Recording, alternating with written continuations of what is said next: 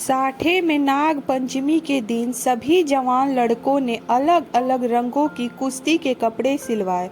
ढोल नगाड़े बज रहे थे क्योंकि कुश्ती का मुकाबला होने वाला था। महिलाएं आंगन को गोबर से लीपकर गीत गाती हुई नाग देवता को पूजने के लिए कटोरी में दूध लेकर जा रही थी। साठे की तरह ही पाठे दोनों गंगा किनारे बसे हुए गांव थे। दोनों ही गांवों के बीच हमेशा से ही मुकाबले होते रहते थे। साठे के लोगों को गर्व था कि उन्होंने कभी पाठे वाले को सिर उठाने नहीं दिया। ठीक इसी तरह पाठे वाले को भी इस बात का घमंड था कि उन्होंने कभी साठे वालों को किसी मुकाबले में जीतने नहीं दिया।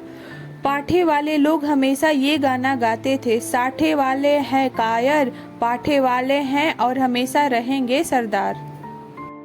वहीं साठे वाले गाते थे, हम हैं 60 हाथ वाले जो रखते साथ तलवार, पाठे वालों को हराने के लिए लिया है हमने अवतार। आपस में इस मुकाबले को साठे और पाठे के बच्चे अपने खून में ही लेकर पैदा होते थे। आपसी मुकाबले को दर्शाने का सबसे अच्छा मौका नाग पंचमी का ही होता था। इस दिन के लिए दोनों जगहों में साल भर तैयारियां होती थी। दोनों गांव के जंबाज कुश्ती के लिए अखाड़े पर उतरते थे। साठे वाले को गोपाल पर खूब गर्व था और पाठे वालों को बलदेव की ताकत पर। आज भी बलदेव और गोपाल मैदान पर उतरते थे।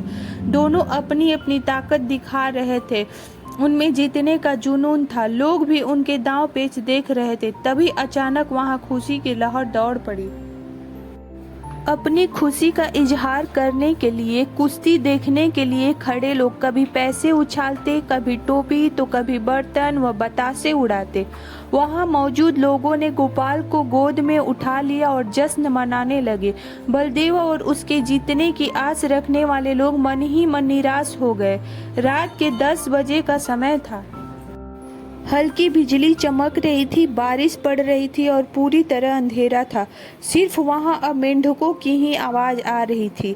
अंधेरा इतना गहरा था कि साठे के लोग की झोपड़ियां भी नजर नहीं आ रही थी। गांव से थोड़ी दूर पर खेत था जहां फसल लहलहा रहे थे। वहां जंगली जानवरों की आवाज ही आती थी। इसके अलावा कोई दूसरी आवाज आती तो रोंगटे खड़े हो जाते थे। उस अंधेरे में आग की लपटें ही सहारा होती थी। उस लहलहाते खेत की रखवाली करने का जिम्मा हर रात को किसी न किसी का होता था। अब किसानों का गांव था तो खेती बाड़ी का चिंता तो करना तो बनता था। इस रात खेती की देख रेख करने का जिम्मा गोपाल का ही था।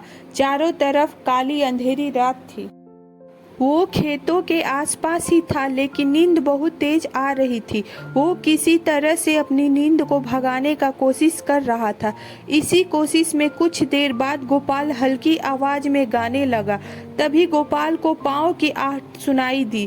कान लगाकर गोपाल इन आहटों को सुनने लगा और अब उसकी नींद भी गायब हो गई थी। वो डंडा हाथ में लेकर इधर उधर देख रहा था। तभी उसके सिर पर किसी ने जोर से लाठी मार दी।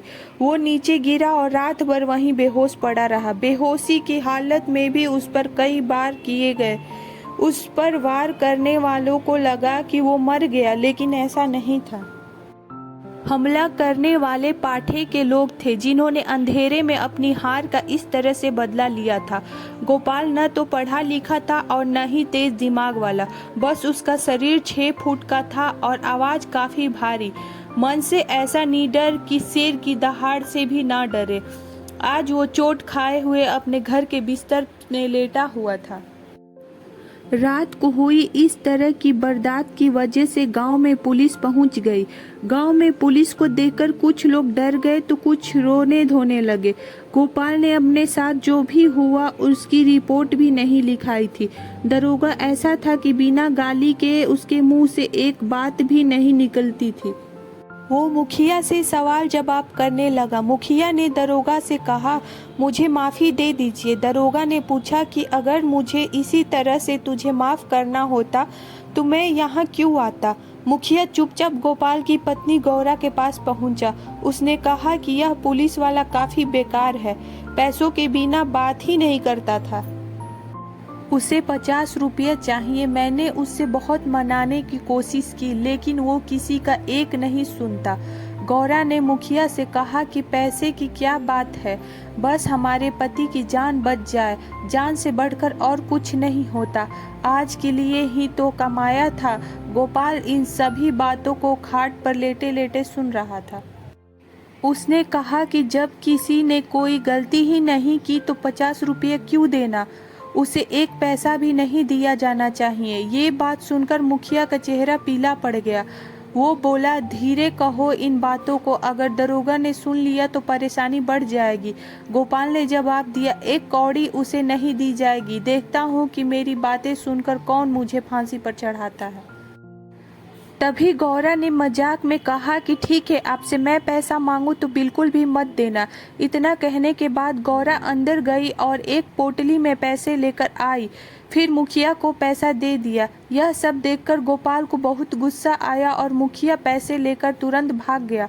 मुखिया पैसे लेकर बाहर आया, दरोगा भी वहीं मौजूद था। उसने गोपाल की बातें सुन ली थी। उसके मन में हो रहा था कि गोपाल पैसे दे दे। अब 50 रुपये बाहर आते आते 25 हो गए थे।